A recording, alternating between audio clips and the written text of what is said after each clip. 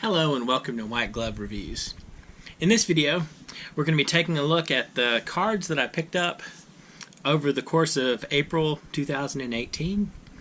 And this was a bit more of an interesting month than recent months have been, especially with the release of Dominaria. And I ended up picking up a bit more cards than usual, but it's understandable considering it's a month that has a big release. So let's go through the cards.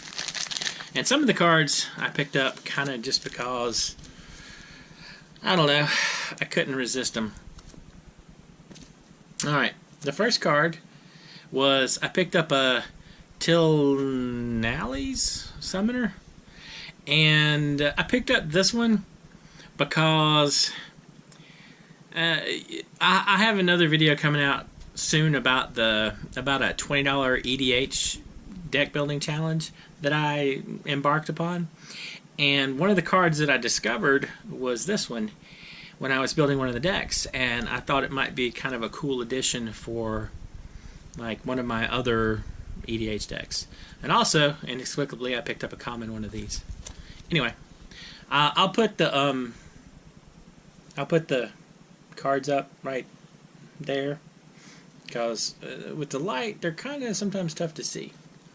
Okay, the next thing I picked up is I picked up 3 Utavara Hellkite foils, and these came from Cardsphere.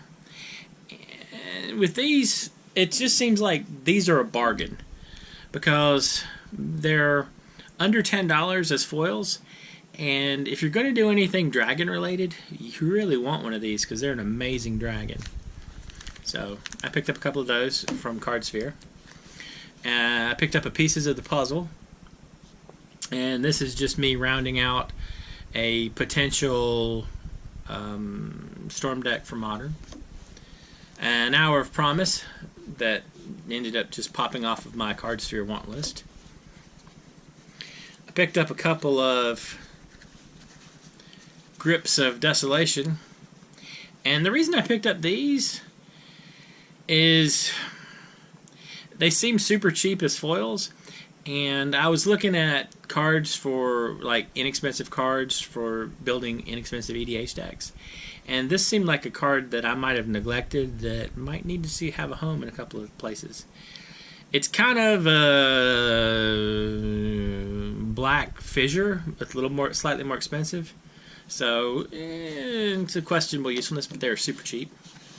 Ingarrick's Wake. This is another card along with Fortune's Favor. And Ingarrick's Wake and Fortune's Favor both were from the EDH nights up at my local card shop. And they give out promos just randomly when you come play, which I think is a kind of cool thing to do. I picked up a couple of Treasure Token / Vampires. And again, I kind of wanted some foily treasure tokens. It seemed appropriate. Although I really want the Chinese money tree tokens. I think those would be pretty cool. More Unclaimed Territories.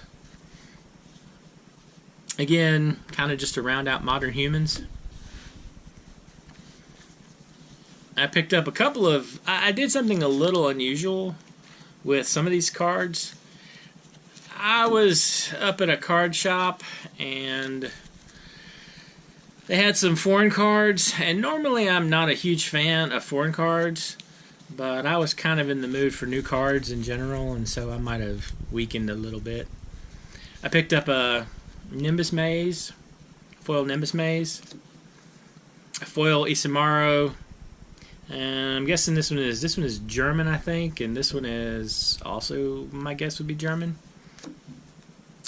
I picked up a Chandra Pyromaster, and she's Korean, I believe. And a couple of Veraskas, also Korean. Ignore the stuff written on the sleeves. I have no idea what that's from. Anyway, Chancellor of the Forge, Russian. A German Vesuvian Shapeshifter.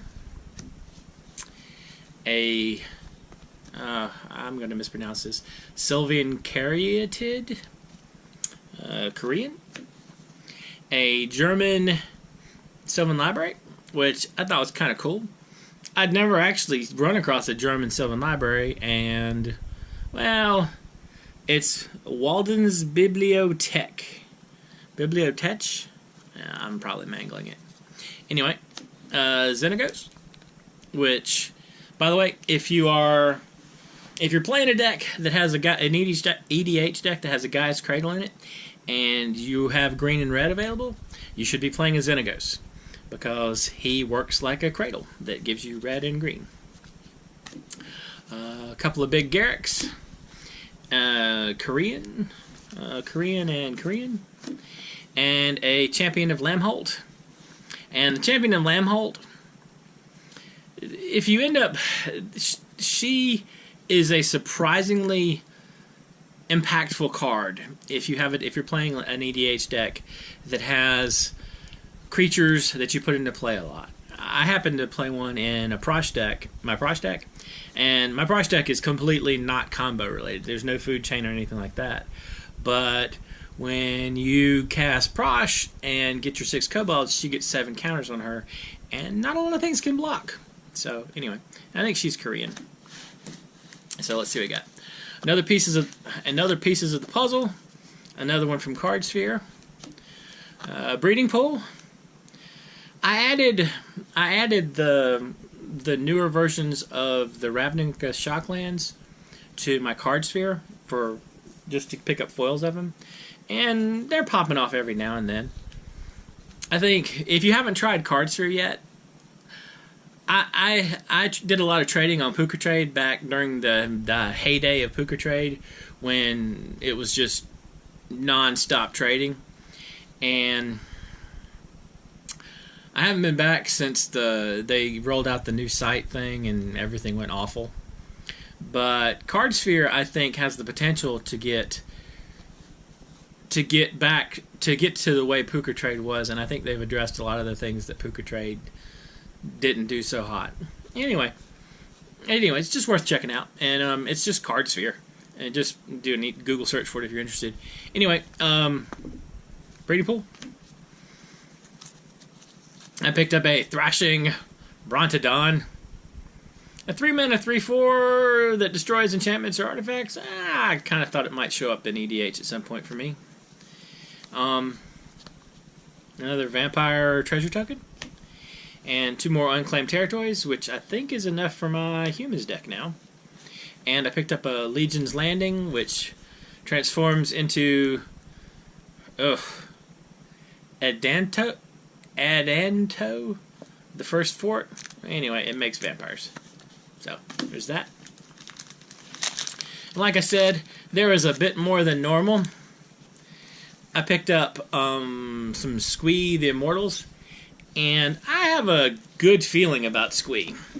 And my good feelings are kind of hit and miss. Sometimes they're brilliant and amazing, and other times they're just... Other times you end up with the binder full of like 20 foil treasure cruises right before they get banned.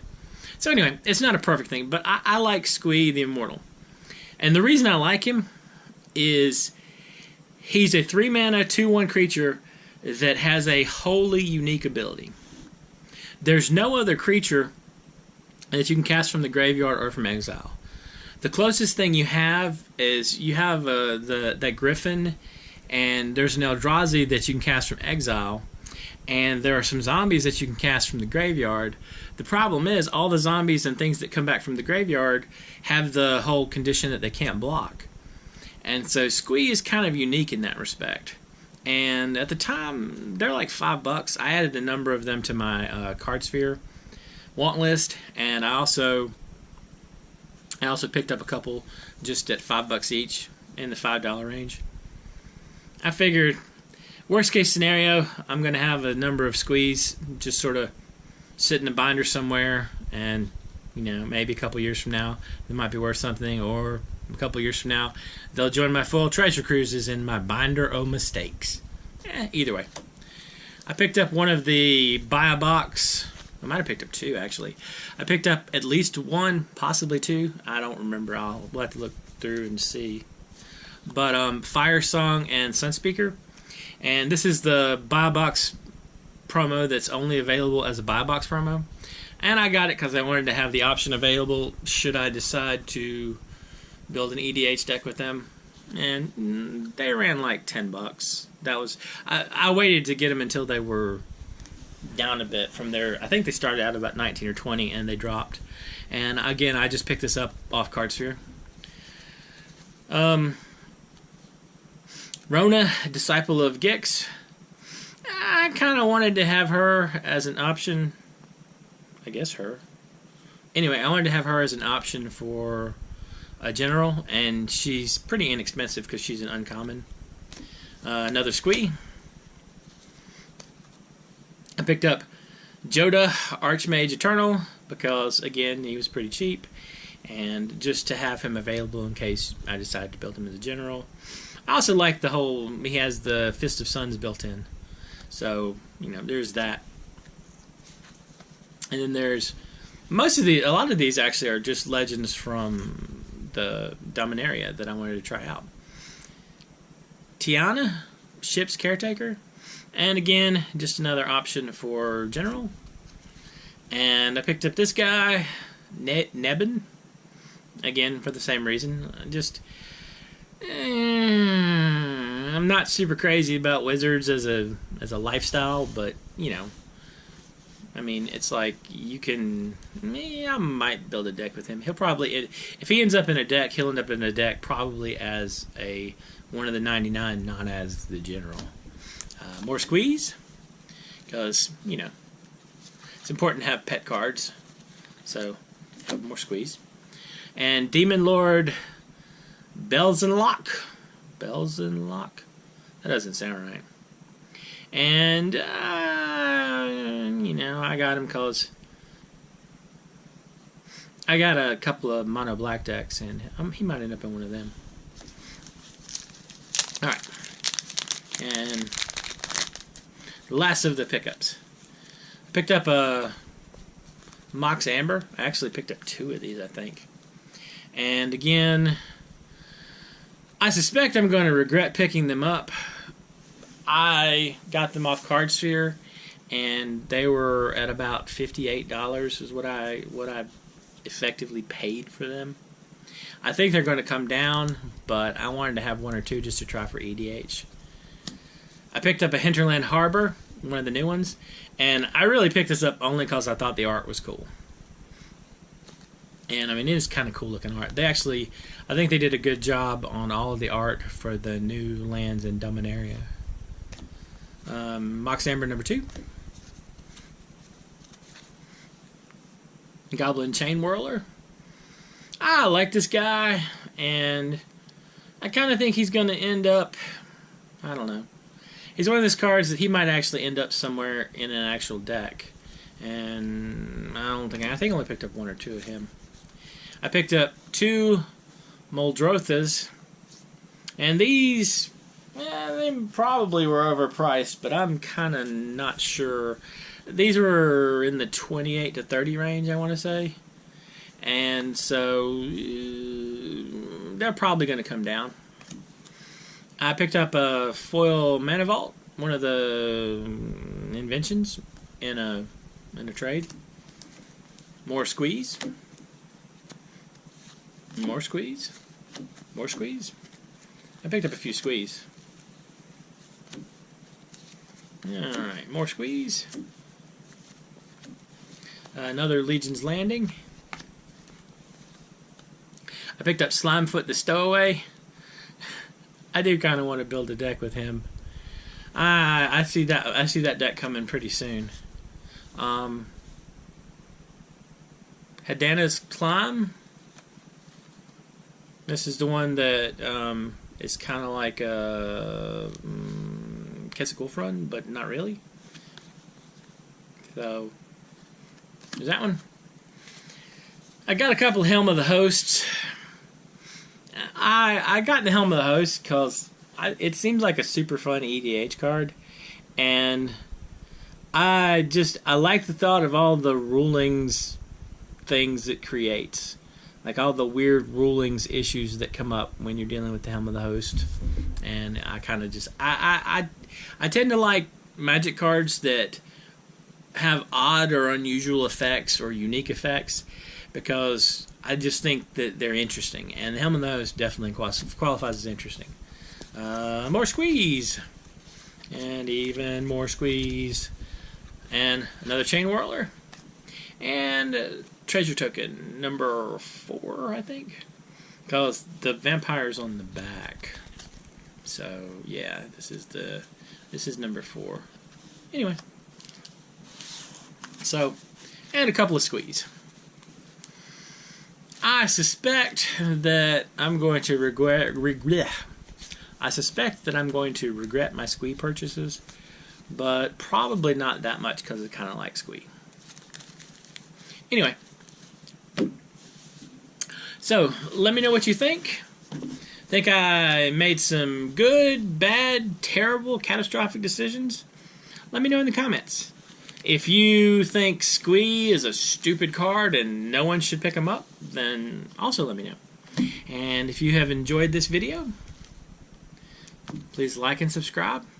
And also, I've included links to Facebook, Twitter, and Instagram if you want to check that out. And if you've enjoyed this video, please like and subscribe. And I hope y'all have an excellent day.